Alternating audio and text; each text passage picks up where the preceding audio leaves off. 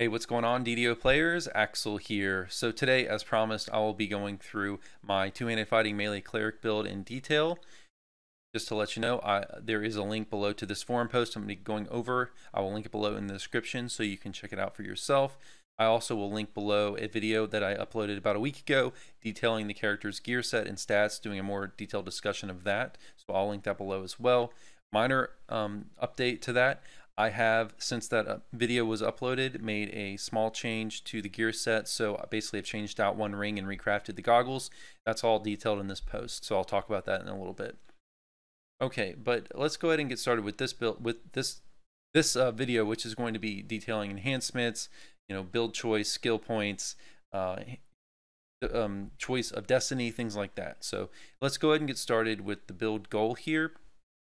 So the point of this character is to be a melee cleric that can both bring as much DPS to the table as possible, while still remaining a fully capable party healer for raids and Reaper mode and regular quests. So with this build, you have to straddle that a little bit. So if this build were to go too far into, say, deep splashes to get better melee DPS, you run into the problem of why run a melee cleric at all, and why not just run a paladin. So that's the thing with this build. That's why you do have to keep healing in mind as well. I want to be able to both be a fully capable healer as well as do some good melee DPS. The DPS is not going to rival that of one of the more true melee classes like Barbarian or Kensei Fighter or something. But it is capable of being good, not amazing, but solid. Okay, and on this build, I have soloed a lot of Reaper content. I mean, a lot of Reaper content at endgame level 30. Like I can solo R3, R4, definitely R2, R1 for the really new stuff for sure. So and with some of the overlevel stuff, I've soloed Giant Hold up to R5 at level 30. So it's very viable at endgame. It's not a top tier build. You're not going to be soloing any Reaper 10s anytime soon with this build. It's not it's not one of the top builds in the meta, but it is a very fun build. So that for me is why I play it. It's just a blast to play, and you can do a lot of different things. And you can play healer if it comes to, basically, if the situation requires it. Say you're in a raid solo healing, you can swap and go full healer mode and just heal bot. Or if no one needs healing, you can just play straight melee DPS. So you always have something to do in a group. That's one of the more fun parts of the build. Okay, so let's move on to split. So the split is just pure 20 cleric. In the past, I have done more splashes, but basically I decided to go pure when the epic defensive fighting feat was introduced into the game, because this made the paladin splashes for, say, your more hit points and such much less worth it. So just keep that in mind. And epic defensive fighting is something we'll talk about a little later in this video.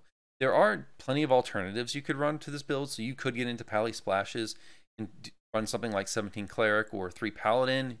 You could, say, splash a fighter level for fighter haste boost and an extra feat. There's a lot of legitimate arguments for splashes, and they will vary somewhat. So if you want to do a more heal body type build, you could definitely do something like 17 cleric 3 paladin. If you wanted a little more DPS while still maintaining plenty of healing capabilities, you could go 19 cleric 1 fighter. So there's certainly good arguments for splashes, but for me, I find that pure provides the best mix for me. Okay, so let's move on to race. Okay, there's a couple of different races. The two best races that you want to choose are either Purple Dragon Knight or Aasimar Scourge, and they're both Forgotten Realms races. They're both iconics. So with the race choice, you need to choose a build or a race that has access to Sylvanas, because that's a key part of this build. So Sylvanas, if you're not aware, provides some really big bonuses to use of mauls. So Sylvanas provides a +2 bonus to the critical range of mauls. So that's why you really gotta have one of the races that has access to that. So that's primarily Scourge or PDK. So both of these also, by the way, are going to require you to purchase a +1 Lesser Heart of Wood from the DDO store.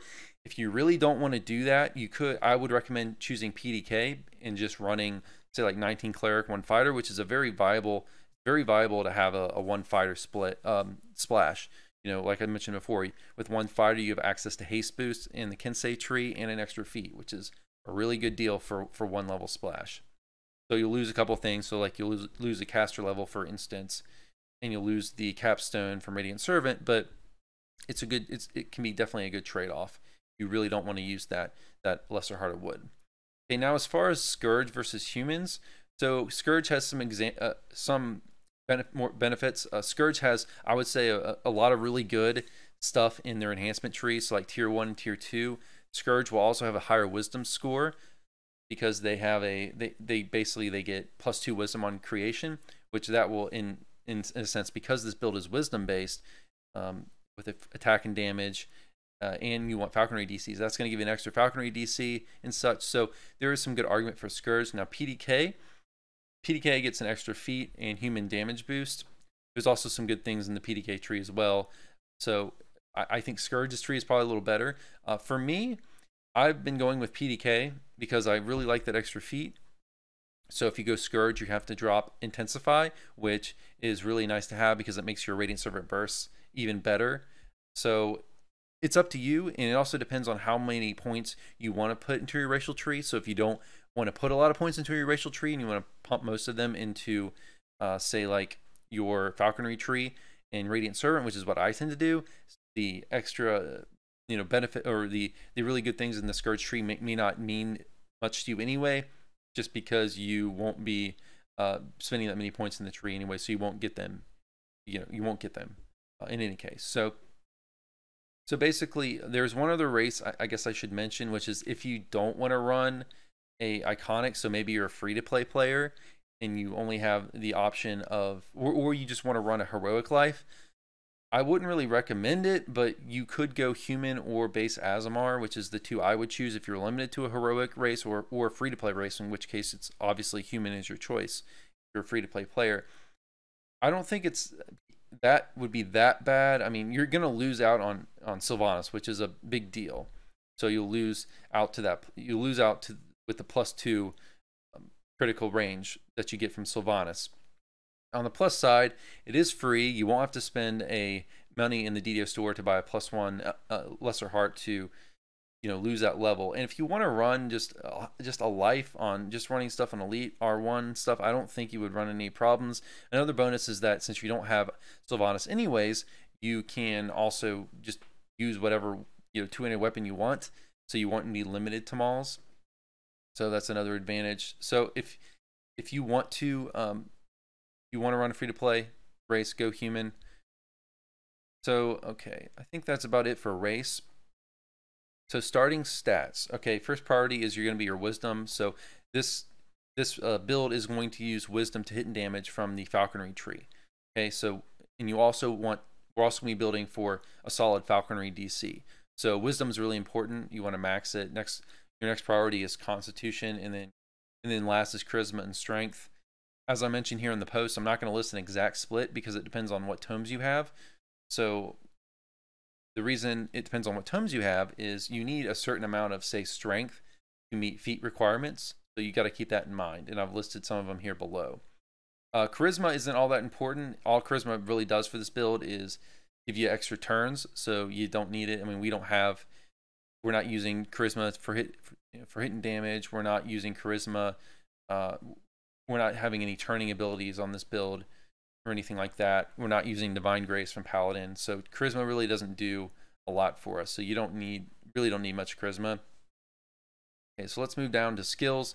You don't get very many skill points in this build, so just pretty much a no-brainer. Heal, that's going to increase your paladin's spell power, so you want that. UMD is very important. You need to invest in UMD. That allows you to do things like use teleport scrolls, which is just an invaluable convenience. And then last, jump. You want to make sure you can have max jump because that's very helpful. Of course, I mean, you want to be able to reach certain places. You want to be able to jump in and out of mobs while you are meleeing and such. So those are the three main skills you need to be concerned with. If you have any extras after that, just throw them wherever. Maybe haggle or something. It really doesn't matter. Okay, let's go over some of the feat selections by level. So I'm not going to go read every single thing here, but I will go through kind of the key ones. Okay, so we have power attack, which is nice. There probably is some arguments for swapping this out for precision at some point, or trying to fit them both, because you can get especially near the end of the game where some mobs have higher AC, you can get glancing blows and such. So there's probably some argument there for switching that out. Just keep in mind that power attack, though, you need to at least have power attack. You might want to argue for switching out something like intensify for precision if you want, but you need power attack for certain prerequisites for cleave and such. So I take it. And if I have to hit problems on a boss or something, I'll just swap it in accuracy item. Or if it really is really bad, I would just drop, turn off power attack for that fight. But I still think power attack is better on this two-handed fighting build. Let's especially in heroics. Okay, let's move on to let's see, war domain. We'll talk about in a bit. That's choice of domain. And power healing, you gotta have power healing. It's a key thing to increase your Radiant Servant abilities. So that's a no-brainer. Let's move on.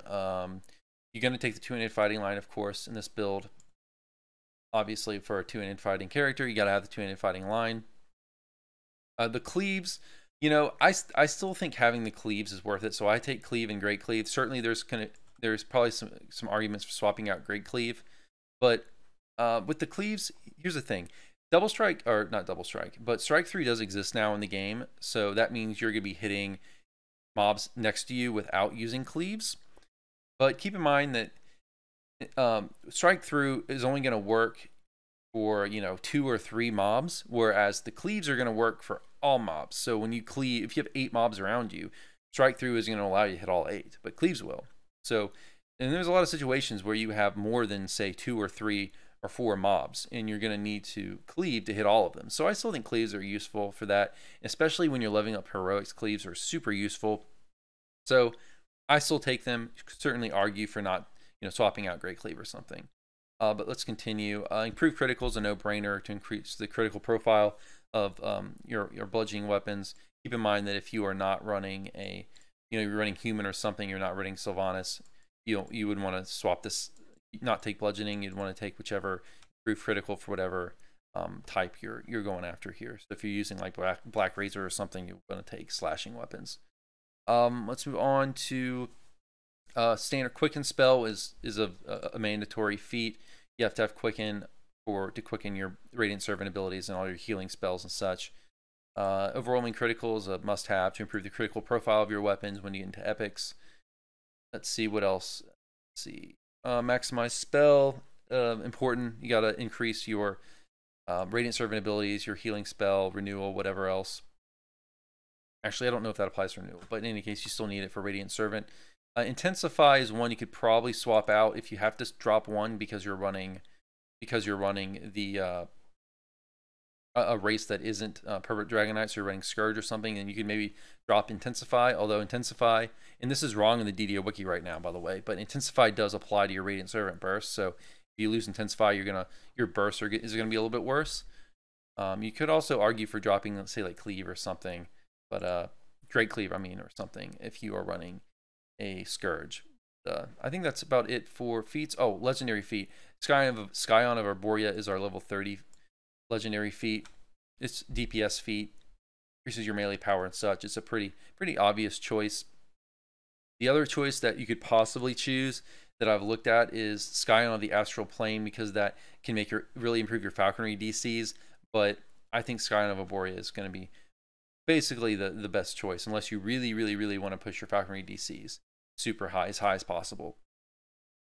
Okay, enhancement tree. So here's just a copy paste image of the enhancements that I have currently. Keep in mind that I sometimes will modify this, say if especially when changing my gear set, if I want to make sure I make wisdom and constitution and everything it's on a even number so that you get an increase. You don't want to have wisdom or constitution, anything like that, on an odd number.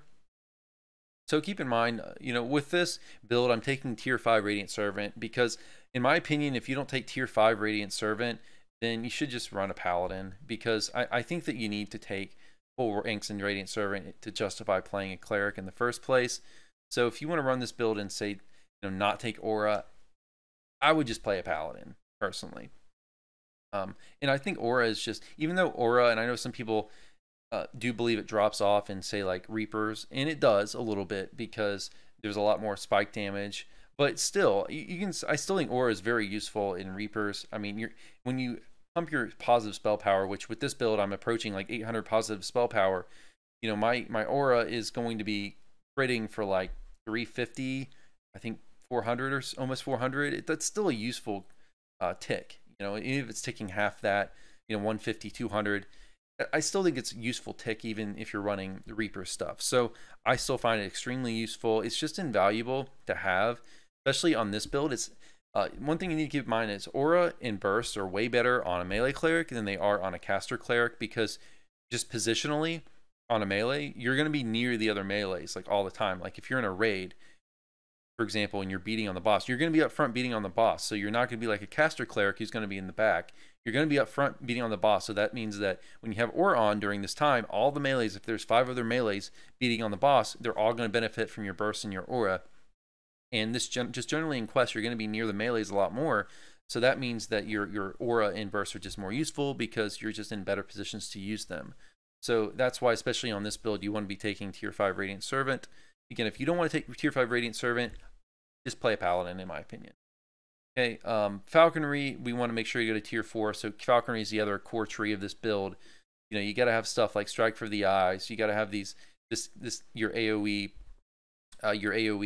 Falconry thing here, attack here, because Falconry is going to allow you to have some sort of crowd control and a way to make mobs helpless, because you're going to have a lot of bonuses to damage on helpless. So it's really key to soloing is to be able to have a good enough Falconry DC to CC the mobs, okay? Because mobs hit so hard in Reaper that you need them to die fast from being helpless, and you need to have some kind of CC. So that's really good. And of course, you've got your enhancements on the side here that give you the attack and damage to wisdom. I might do a more detailed video at some point on the enhancement trees, but here's this is the basics that you can follow. I wouldn't get too tied down and spending points exactly where I am, but these are basically you can see the major places you should be spending your points in it. Okay, let's move on down to choice of domain. So with Cleric, the Cleric domain is obvious for this one. You want to choose War Domain. There's no other competitive choice for this type of build. War Domain gives you Holy Sword SLA, which gives you a +1 bonus to critical damage range and critical damage multiplier. So that's really important. I believe at the end of the day, fully buffed on the Maul. I'm using the Tremor from Baba, which we'll talk in a little bit. On the Tremor Maul, I think my range is 15 to 20. So, these things really help your DPS. You're going to be critting a lot. Okay, so with Holy Sword, it's part of this War Domain. It really helps your DPS. It also is a bonus. War Domain has one of the best, probably the best in my opinion, side effects. So if you aren't aware, each domain has a unique party buff. So every time you use Radiant Servant Burst or Aura, it will apply this party buff depending on your domain.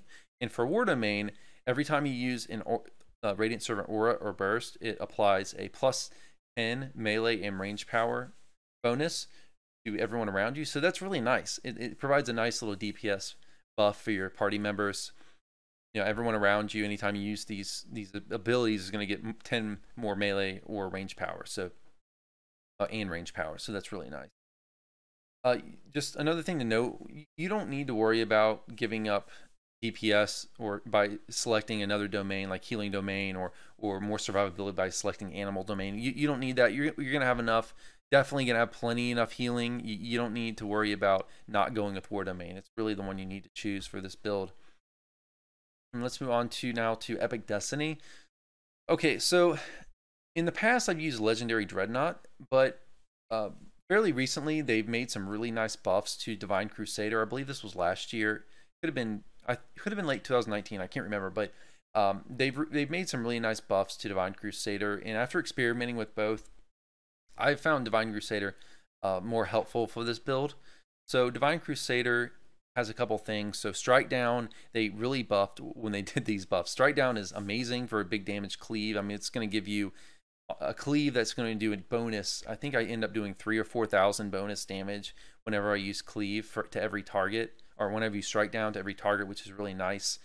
Book of War was buffed as well, which now gives us +10 to hit and damage because we're a pure cleric, and this is based on your religious lore feats. So +10 to hit and damage is really nice. The epic moment isn't as good as Dreadnought's, and that's really the one thing Dreadnought has. However, and also you're not going to get full benefit from the double strike if you're gearing at level 30, because at level 30, I'm already running with a base 75% double strike. So if I get an additional 50 from the capstone of Divine Crusader, you're going to cap out at 100 because you can't benefit from more than 100 double strike. So that's one thing to take into account. It also provides you melee DPS though, so it's not all lost in that capstone. So one thing to note is that Dreadnought's capstone Master's Blitz is better, assuming you can keep up stacks of your Master's Blitz. And from my experience, it's just more practical to go with Divine Crusader because a lot of the time, especially if you're grouping, it's really hard to keep up full stacks of a Blitz. Now, if you're soloing, yeah, Dreadnought has much more merit because when you're soloing, it's way easier to keep up stacks of Master's Blitz. So just keep that in mind. So overall, Crusader, I do find more practical, but Dreadnought certainly has merit if you want to run in Dreadnought. There's also some things in Crusader. So, for example, you've got things like Consecrated Ground in Crusader, which really synergize with this build. They provide a buff, a damage buff, 10% damage buff, and healing to the party. So that's really something that fits this build well. Okay, the other epic destiny that's worth pointing out is Unyielding Sentinel. So Unyielding Sentinel is the tank destiny. So whenever you're in a situation where you're going to be focusing primarily on healing, so maybe you're heal botting like High Reaper content, or maybe you are soul healing a raid, you'll want to go ahead and jump into Unyielding Sentinel and give up some of your DPS for survivability, because it's really important if you're, say, solo healing a raid that you not die. You're basically, as a solo raid healer, you're pretty much, you're one of the most important or the most important party member to not die, basically. And it's really can hurt the party if you die. So you want to jump into Unyielding Sentinel just for that extra survivability. If you're going to be spending most of your time healing, because at that point you're not going to be meleeing a lot if you're solo healing a raid. So you need to jump in the Unyielding Sentinel for that survivability. But unless that's the case, unless you're really focusing on healing because you're running High Reaper or solo healing a raid, then you should be in either Dreadnought or Divine Crusader. I prefer Divine Crusader right now, but Dreadnought has merit. Okay, let's move on to twists. So some of the recommended twists for the build here that I've listed. So Sense Weakness, this is one of the best, really mandatory ones that you need to have, unless you're heal botting, as mentioned just prior, then you can twist this out. But otherwise, you need to have Sense Weakness in because it provides a lot of bonus damage on its base to high HP mobs, so like bosses and such. And you also get an additional 30% damage to helpless mobs from this twist, which is amazing because, as mentioned before, we're going to be making a lot of mobs helpless through falconry, the falconry attacks that blind opponents and make them helpless. So that synergizes really well. So Sense Weakness is really important. It's a tier 4 twist, so it's expensive, but it's still worth it. Okay, it's definitely worth it. Okay, tier 3 Renewal. This is one I used to always have on, and I'm using it. It's one that I still think is important, but especially if you're heal botting or healing raids, you need to twist this in because it provides Renewal is really good. So if you're not running in Sentinel, if you're running in Sentinel for a raid, you don't need to twist it because you'll be in Sentinel anyways. But if you're in, so I guess I should correct what I just said, but for Renewal, if you are healing and you need a good ranged heal, it's so good. It lets your SP last forever. It only costs, I think, 5 spell points for the heal. So if you just run around just using your heal spell on everyone, that's kind of expensive. So if you are healing ranged a lot, you may want to twist in Renewal. And you need to, on this build, be able to be an effective healer in a pinch. So you may want this in. If you find you're not using it much, especially in the parties you're running with, then you can have an alternate heal. So like you can just use one of your, say, your cure spells for when your heal spells on cooldown. but this one still is really nice to have. It's just really makes your SP efficient. So if nothing else, you'll want to use this when raid or when heal botting, but otherwise, it's something you can consider.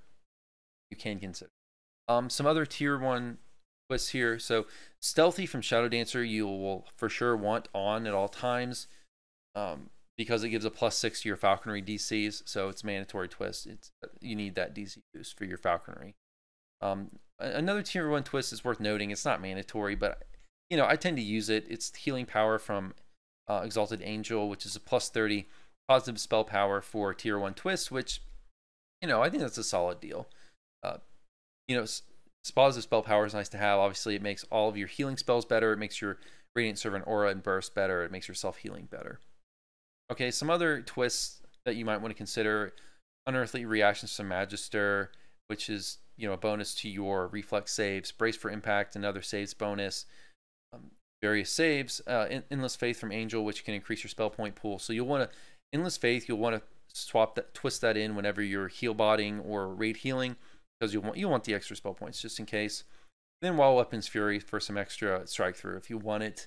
Not overly important, but those are some of the more relevant ones you could consider for twists. Okay, let's get into past lives. So past lives are not required for the build, but there's certainly ones that help. So most important is 3 times Martial Past Lives, which gives you 9% double strike, which is really nice to have. Really, really nice. So if you're wanting to, say you're wanting to start grinding some past lives, those are the ones I would go for first.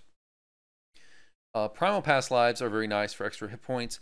Paladin is the most useful for heroic lives because it gives you extra healing amp, which is really nice on really any character basically.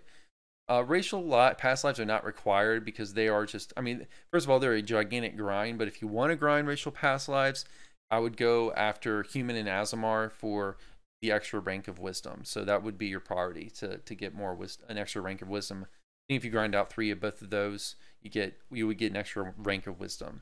So that would certainly help this build with an extra DC to falconry attacks and such. Okay, let's move to playstyle. So with the character in Reaper mode, you're going to focus on debuffing and CCing enemies with your falconry attacks, doing melee DPS up front. Hopefully you can also have someone capable of doing some good crowd control and also healing the party. So those are kind of your main focuses.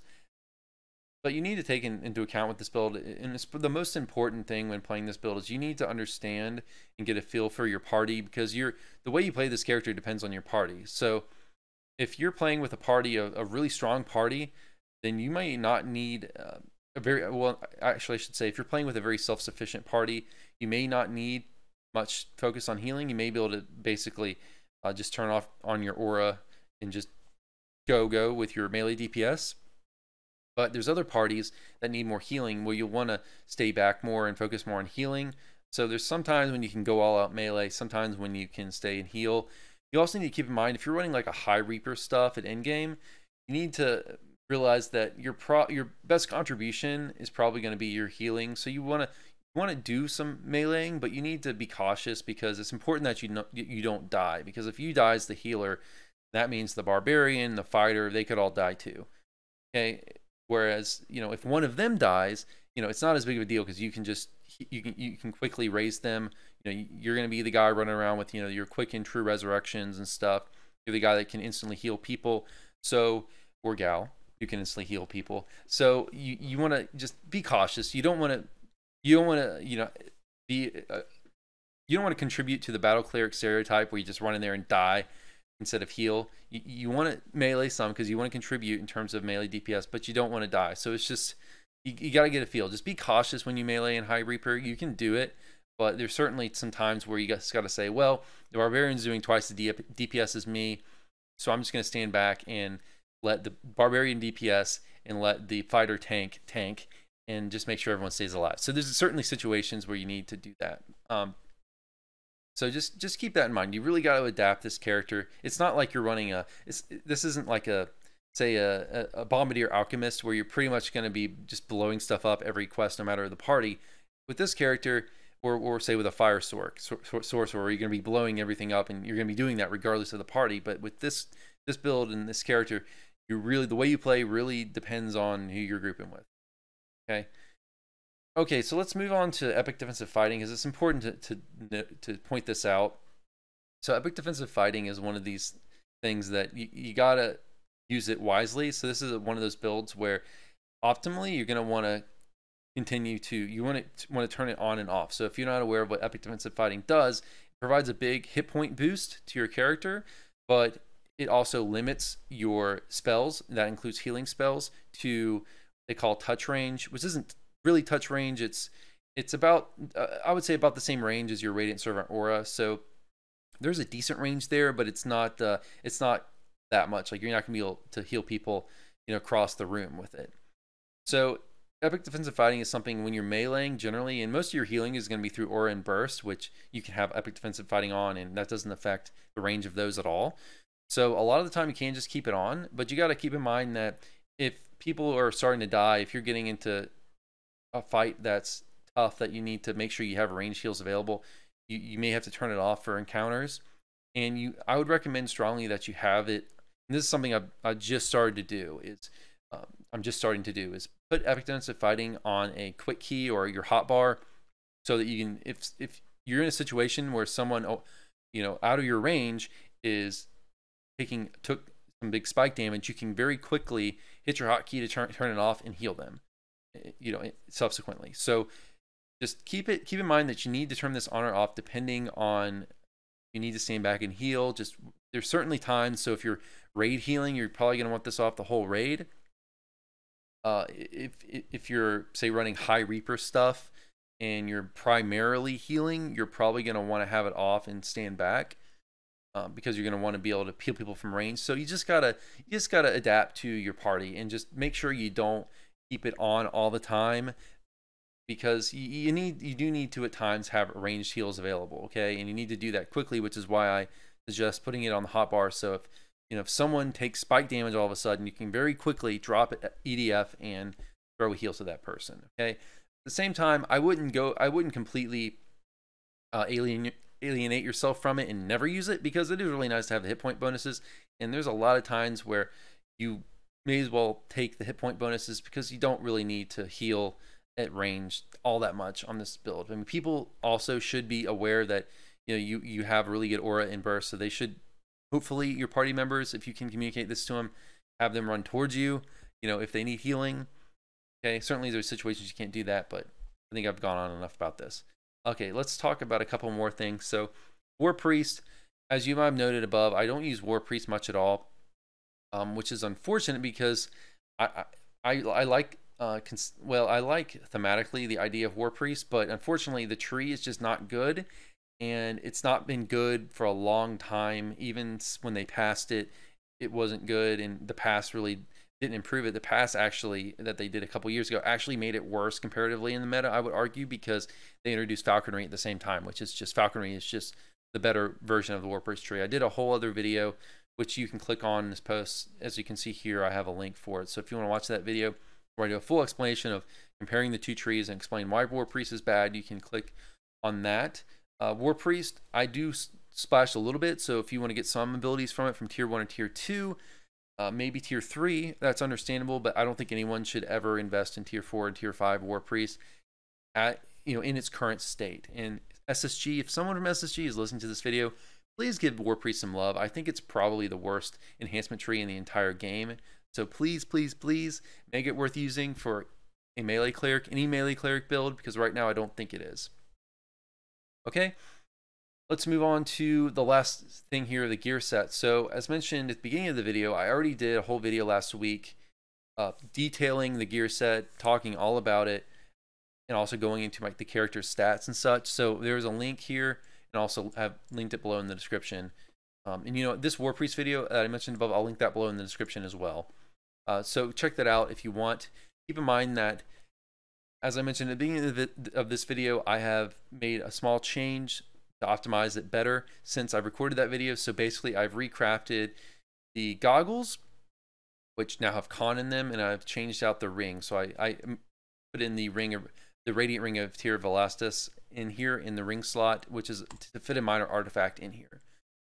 And that was a way to basically make the gear set a little bit better. So just keep that in mind. Everything else is the same in that video, but If you want, I'm not going to go through a detailed discussion, but here's what I'm using right now. It's mostly Sharn and Feywild gear. So keep that in mind. The weapon is Tremor from Old Baba's Hut. There's also some key augments you need to keep into account here. So some of the really important ones, so Death Block. Other ones you're going to want blindness immunity, fear immunity, accuracy to reduce your number of glancing blows you're getting. Essence of the Epic Litany of the Dead, which is a new one, which I need to twist in with this change to the gear set. That will give you a +2 profane bonus to all your stats. Devotion, you need to put that in your weapon slot. Deconstructor is probably the weapon augment I'm going to be using. I think it's probably the best for DPS right now.